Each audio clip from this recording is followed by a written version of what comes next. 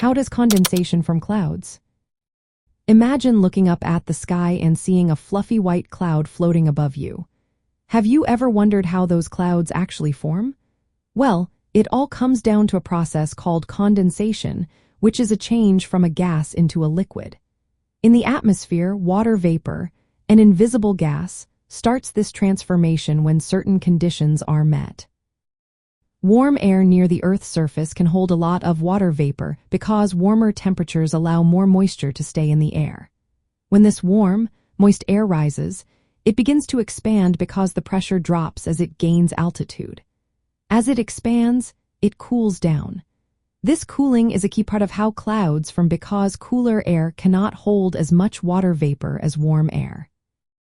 At a specific temperature called the dew point, the air becomes saturated with water vapor. This means it has reached its maximum capacity to hold moisture. Once the dew point is reached, the excess water vapor starts to change into tiny water droplets or ice crystals, depending on the temperature. This process is called condensation.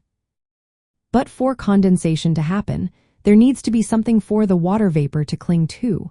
Tiny particles floating in the air, like dust, salt crystals, or smoke, act as surfaces called condensation nuclei.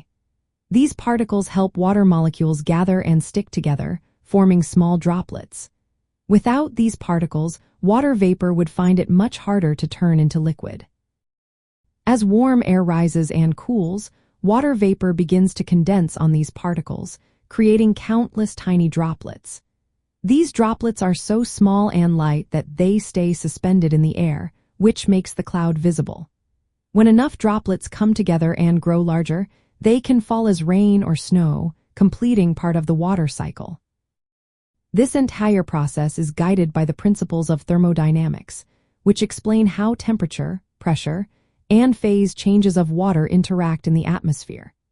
When you see a cloud, you are witnessing water vapor cooling and turning into tiny water droplets or ice crystals, all happening because of the natural laws that govern gases and phase changes.